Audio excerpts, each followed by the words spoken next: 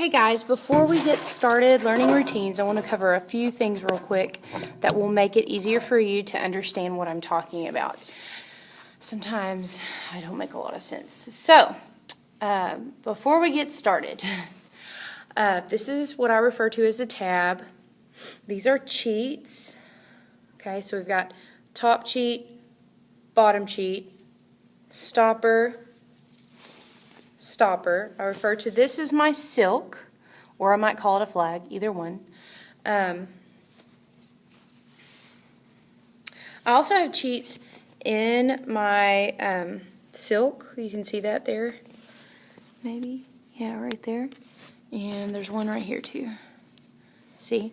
And basically what I've done is I've divided my flag up into 1, 2, see if you can see this. 1, 2, 3, 4, 5, 6 sections. The tab being the middle.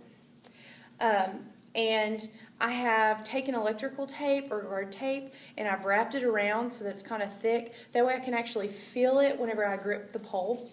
And I use this with my color guards to help clean. And it helps you figure out where your hand needs to be. Because placement is very important when we're trying to clean our routine and stay together while spinning. So I highly encourage you to do this.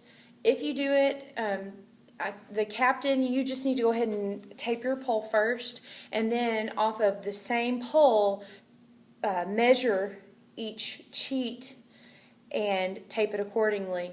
If you use a different pole each time, there'll be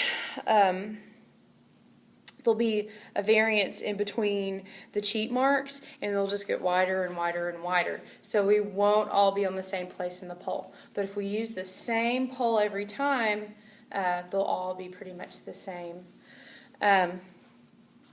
Whenever I'm going to refer to some pole placements. One that I use is a shoulder hip angle. So shoulder hip.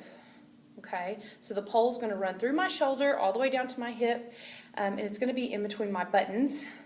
Okay, this is a shoulder hip angle. We want to make sure that our elbows are nice and strong, and that there's room for maybe a small person in between here, right here.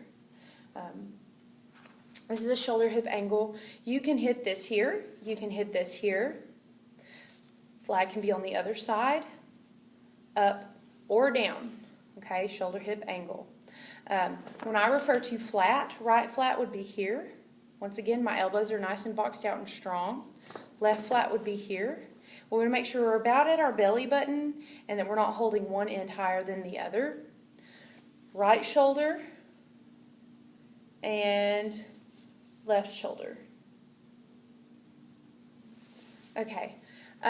Like I said, make sure that your arms are always nice and strong. We've always got a nice posture. This looks really strong and energized. This looks really weak and boring, and it doesn't look very confident. So make sure you really get those shoulders up, that chest high, and we're boxing out those elbows and get the chin up, especially when we're performing on a football field. We want to project up to the press box.